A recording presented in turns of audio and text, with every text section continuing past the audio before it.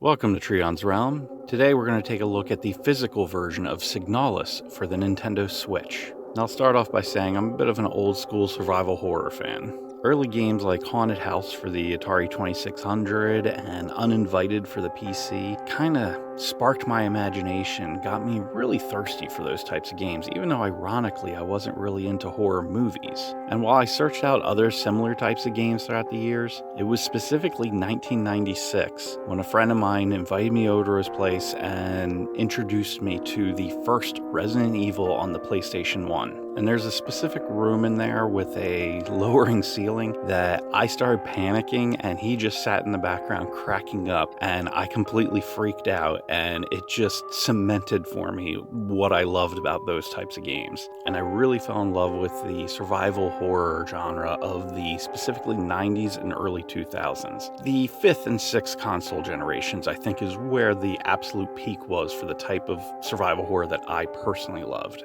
We're talking your classics like Resident Evil, Silent Hill, and your lesser-known titles like, say, Fatal Frame or Eternal Darkness. And in my search for this type of game, I was watching a video from YouTuber NitroRad, and I believe it was one of his top games of the year, and he mentioned this particular indie title called Signalis.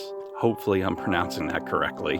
The brief amount that he showed about it and what he described, I instantly ran out to see if I can find a copy physically. And I'm happy to say that Humble Games came through and they actually had a general release that was physical. Now the game itself is from a small two-person German studio called Rose Engine Games. And credit where credit's due, this thing is freaking amazing. The art style is a gorgeous 2D pixel art. It's got an atmosphere of like a dystopian cyberpunk future.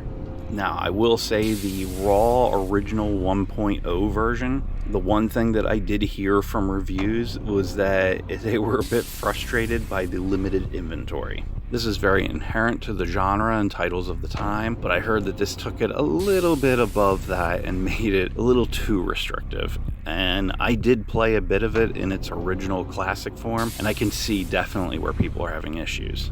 On a positive note, there has been a recent patch that just came out in this month, October 2024, that addresses a lot of the issues that people had with it. And I can honestly say it definitely helps improve things for people who are having trouble with it. Now, the game has a lot of German and Chinese characters throughout, and the update is actually in German. I'm going to attempt to pronounce this correctly. It is called the Krea update.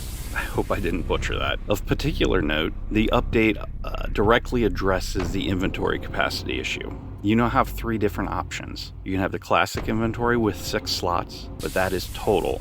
And there are some key items that will take up those slots. So effectively, you may be in areas where you can only have access to 4 particular slots, which makes things extraordinarily difficult. There's a new revised version, which has the 6 slots, but these particular key items, they don't take up any of those slots. And then there's the new extended inventory, which adds 8 total slots. My personal recommendation would be to start with either the revised 6 slot or the extended 8. My main playthrough started with the revised 6 slot, but after a bit I moved to the extended and it made things a bit more manageable. Definitely cut a bit of the frustration off the edges. I also love all of the accessibility options that they've put into the game. Everything from combat accessibility, which allows you to go from anything from casual to survival mode. They also have some visual flair that they throw in there for options in terms of film grain or a CRT mode. And when you start playing the game, you'll see why you may want to have these either on or off. Now, when it comes to the physical version of the game, it clocks in at 3.7 gigabytes. This means that they use a 4 gigabyte cartridge. The cartridge revision ends in 000 and features version 1.0 on the cartridge. As I mentioned earlier, there was a recent patch that got released that takes the game to version 1.4. This clocks in at 495 megabytes. And honestly, I would say it's worth it for all the additional features that it adds in. Now, while I personally tried the cartridge without the patch and it worked just fine, I did not complete the game that way.